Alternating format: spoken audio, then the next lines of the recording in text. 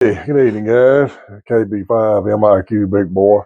We got a couple little subjects we're going to talk about tonight, but come here, ham radio cat. Come here. Come here. Get up here and say hi to everybody.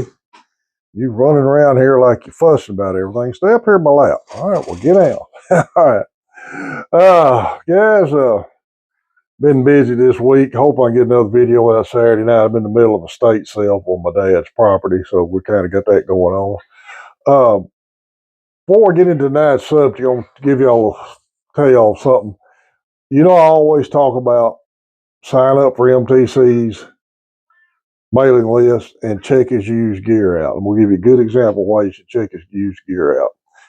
Several months ago, Kent, K1ENT, bought a Comet. I think it's a 5/8 wave dual band, really good dual band VHF, UHF vertical. Well, Jeff and Tim have been wanting to buy one. And I think they tried to get them from DX Engineering because I don't think Richard sells these new. But DX Engineering kept putting them off on shipping dates. They were supposed to got them in March, and now the shipping date's up to May because they can't keep up with production. Tim looked on MTC's website. Somebody traded in a brand new one, never been taken out of the package, for his used gear. And it was in his used gear, and he got a heck of a deal on it. So that's why sign up for the email list and check his website out under used gear because it changes daily. So it's a real good example of why you should really keep an eye on that, Richard MTC. Okay, two subjects tonight. First subject, and I don't want anybody to think I'm knocking these QRP or lower wattage radios. I'm really not. I'm not. I see a lot of guys wanting to buy them and use them on POTA and field use, and I see a lot of guys that use them, and they're good radios. This one in particular was talking about the Zygu radio. A lot of guys use the 705s, and they're 818, 817, and again, they're good radios. The Zygu is the one that's probably more inexpensive than the others because I think those others are actually higher than some 100-watt rigs. My only thing, and I've always said this, you can buy an 891 from MTC for like $680, I think, on the website. You have to look at it, check under 700. You're going to give over 4 to 5 for a Zygu. If you want to run QRP, run POTA, make your battery last longer, all you got to do is turn the power output down. And when you get it back home, you still got a 100-watt rig. Again, not knocking those radios. They're probably lighter to carry. I don't do a lot of field ops, so I really shouldn't be talking about it, other than the fact that you can find a 100-watt rig for just a comparable amount of money and just turn the wattage down in the field. And that's fine. That'll help your battery life last longer. And if you want to operate QRP, you'll be the pilot. So just something to think about. Guys, I've talked about being really safe and always stressing safety for tower installs and things like that. Antenna maintenance, anytime you're doing anything like that or dealing with electricity, be safe. Here's something I've never addressed before, and kind of the reason I never did get into running HF mobile. I'm still an old coot. I still like a paper logbook. My rule of thumb on logs now are voice contacts only go in my paper logbook.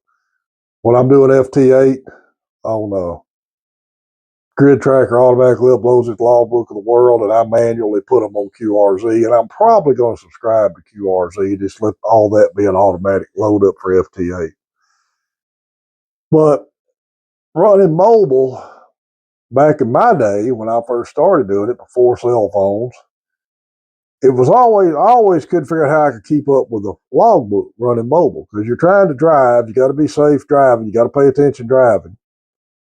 And I never could figure out I could write down stuff running mobile on a logbook. That's one reason I never did do a lot of HF mobile. Local 2-meter VHF, UHF stuff, excuse me, I don't log. But HF stuff, I still like to keep a logbook. Well, the guy asked a question about how to keep up with call signs while he's running mobile. I don't really have a good answer for that. Some of you guys may comment and have some ideas. One guy, the only comment I saw that to me kind of made sense, all you need with modern smartphones, you got voice recorders.